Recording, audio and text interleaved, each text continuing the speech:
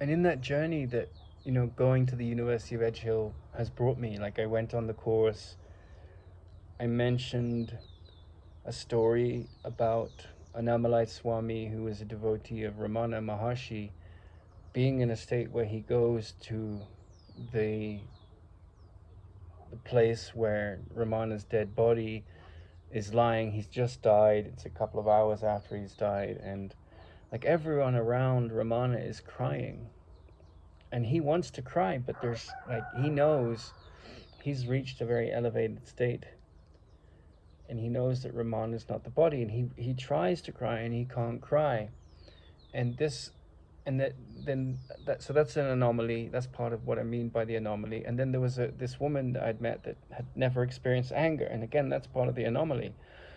So these characters come at the very end of the purpose of psychotherapy. They're at the very end of it, right? They're at the very end of the spectrum. And I spent my whole sort of life exploring these characters.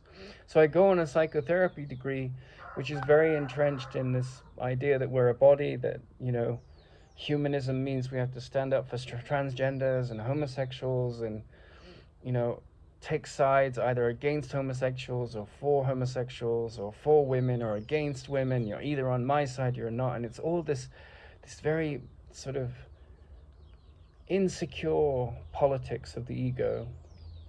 And I was just, taken out. I didn't respond with attacks. I told the story, I have told the story public of what happened. And to an extent, it's true that I saw myself a victim of that story. In a relative sense, I was abused, right? But at the heart of the anomaly is don't make a problem out of anything. And don't bring your problems to other people. We all have lots of problems. But there is a way of thinking which transcends the problems.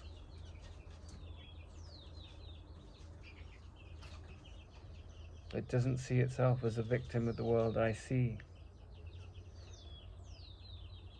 And you meet some characters like that, and it's like,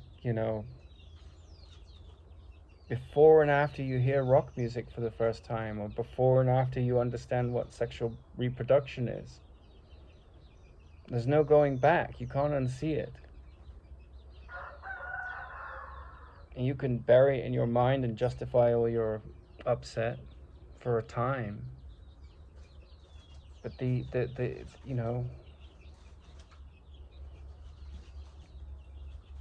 that time is finite. And you're the arbiter ultimately of how long it's going to take before you step into the shoes of the anomaly, because who could want anything but that? Who wants insanity, pain, death, fear, insecurity? Endless problems are made out of these things, but the anomaly never makes a problem out of these things. So often I think we have to go, like if we're really serious, like I was like, okay, the anomaly is the way forward for intelligence, for emotional wisdom, for happiness. And most humans, it's true, they live in the sea of the mind that never changes. I mean, the story in the world is always changing for all of us. But the self-pitying, the worrying, the offended, the attacking, the defending, that mind tends to rule most human beings and animals.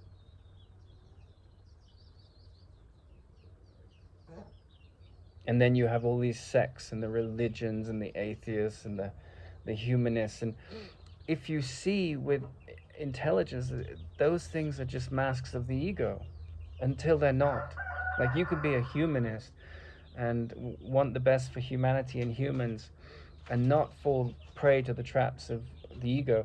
Most religions you tend to fall trap, including the religion of atheism. Like there's some scapegoat here, like I'm going to attack the religious people, or I'm going to attack the atheists. Usually there's a scapegoat, and that's the ego at work. And I wasn't trying to belittle those people in the Buddhist monastery. I mean, it was a Zen Buddhist monastery, and Zen Buddhism can be very, very beautiful. It's just a lot of focus on a quiet mind. But just because you've done that for 50 years doesn't mean you're not, you could be less advanced than someone that is living in and working in an office and has a busy family, but have embraced the anomaly at a deeper level. So your circumstances may change once you move into the anomaly. For me, I had to like leave my country, leave my family, leave this university course where everyone was frightened of the anomaly. Everyone wants the anomaly unconsciously. They want to be peaceful and happy. That's our profoundest, most real, most indisputable quest in life, to be liberated of illusions.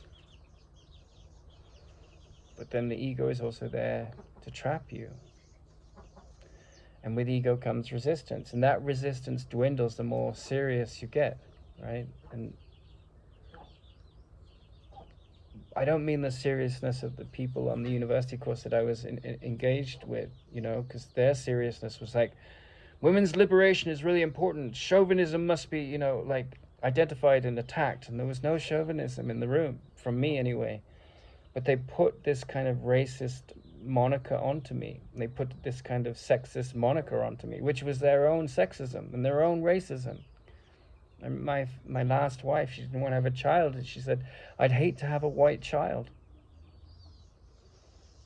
So I'm not trying to belittle any of these people. It sounds like I am, but I'm talking about the biography, the biology, the psychology of the ego, right? So if you want to be peaceful, if you want to transcend the attack and defense, the vengeance-based thought system that's stuck in the past,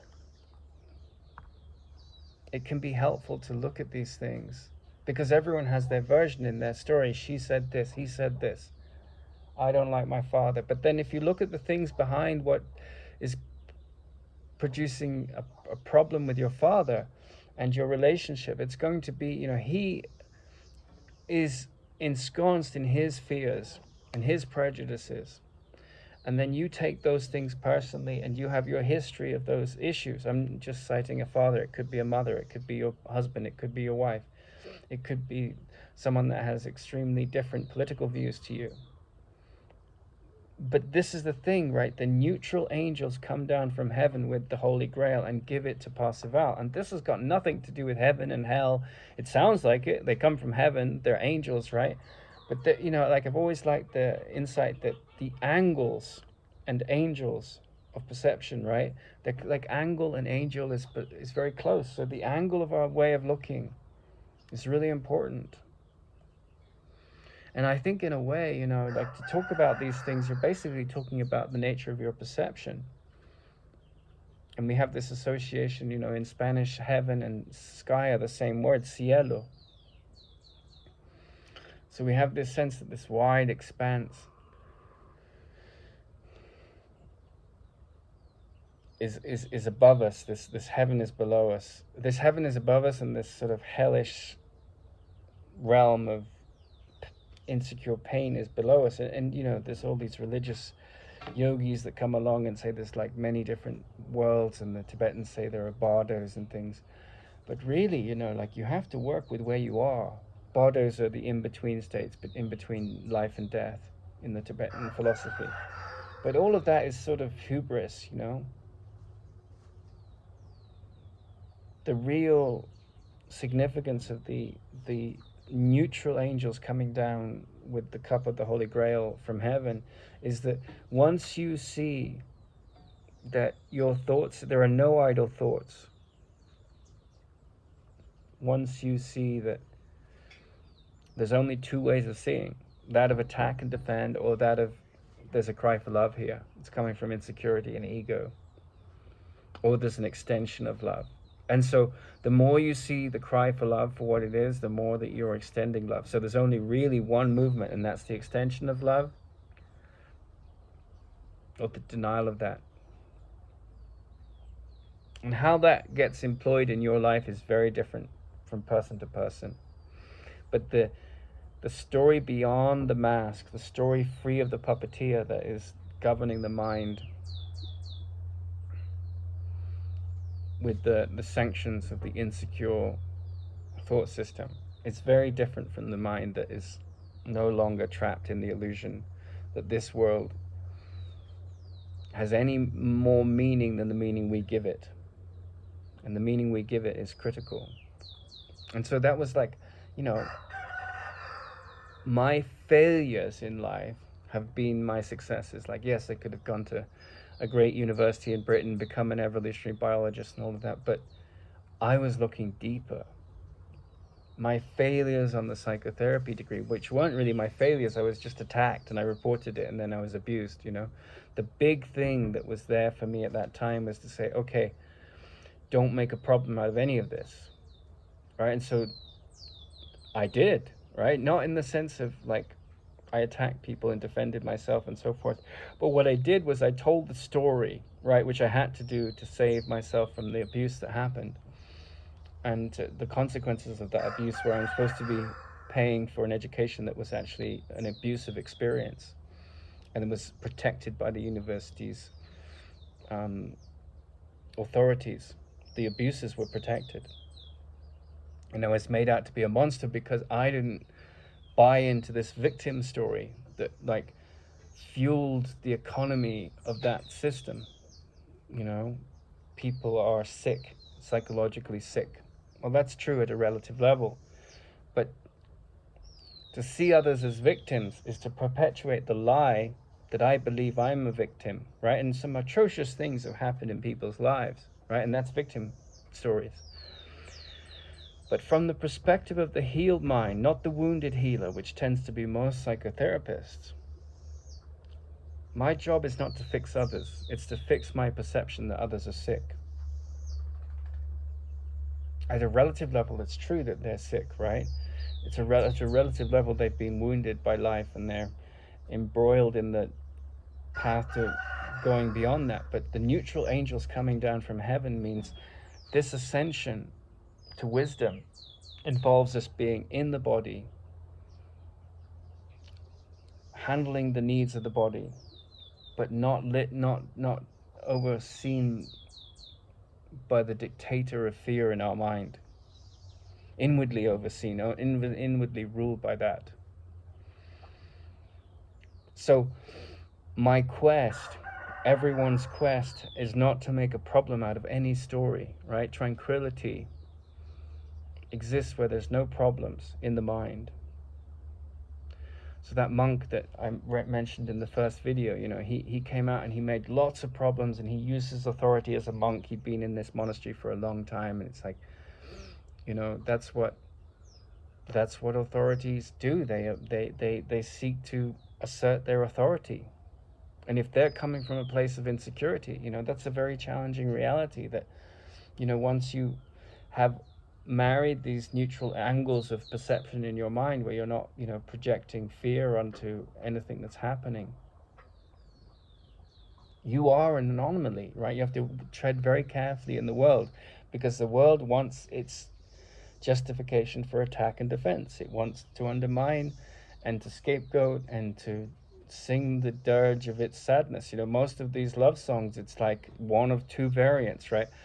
She loves me, yeah, yeah, yeah. That's a celebration of like this momentary ecstasy that can stay or get lost. And then, like, you know, most of these, you know, women like Taylor Swift and people like that, like a lot of their songs are like they have a boyfriend, he does something that doesn't align with their ego needs, and then the song is about what a bastard he is, right? And so like she's got this huge following because a lot of her music is just like it's praising at the altar of these highs and these lows, and it's this women's liberation, you know, and like men are bastards, you know, and there's the male version of that too. It's just this wounded story that's identifying, and all of us usually, as you know, go through adulthood, maybe less so in the Indian culture because there's arranged marriages. We go through these ups and downs in relationships, and we go from relationship to relationship and relationship, and we project all our ego malice and ego joy or pleasure and fantasy world onto these characters. And at some point, you wake up, and once you wake up to these illusions, you can have a very happy relationship. But usually it's with someone that's in that state as well. And then it's just, practical care and love of each other. But there isn't this kind of like scale of like preference stays, there's a sort of, you have things in common. Or you may be alone, you may be single, but this poor me mentality is gone, right? The news is basically the story of like mostly the poor me, right? The police have gone in to deal with this, there's been abuse of police powers, there's been this, and it's like abuse of authority is the essence of the poor me, right? It creates the poor me.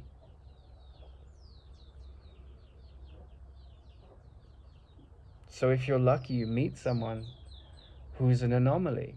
But it's not just meeting them, because your ears can be completely closed to that, right? And you don't make an idol out of them, because they're a mirror to like, how do I change? How do I become this really fundamental anomaly? How do I embrace it with all my heart? I mean, if you're serious, that's the set of questions. I had sought meaning in poetry, I'd sought meaning in literature, I'd sought meaning in the arts, I'd sought meaning in philosophy, psychology, evolutionary biology, physics. And all of them come short to a certain degree, because they're entrenched in the stories of the world, in the measurement of change in the world. And then you meet someone who's not living from that perspective. They're above the battleground of like beginnings, middles, and ends, conflicts, dramas, this side, that side, tribalism. All the isms can be corrupted, all of them, every single one.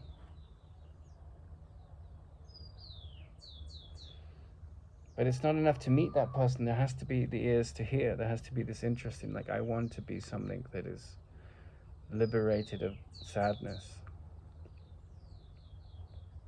And to the ego, that's extremely threatening, right? Because the ego thrives on, I'm right, she's wrong, he's wrong, I hate these people. So like this symbolism of the neutral angels coming down from heaven in the story of the Holy Grail with Parzival, it's such a powerful wisdom, because you cut through all these insecurities, right? And in a sense, like in every religion, there's been portions that get this, right? The Gnostics in the Christian culture, they sort of got this.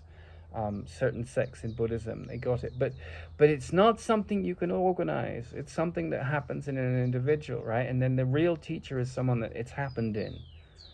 And then certain students get it. And then the whole paraphernalia of religion or atheism and all its, idols and icons, that falls away. You just see those people as trapped in the matrix of the fearful mind. Different masks are put on, but it's the same matrix.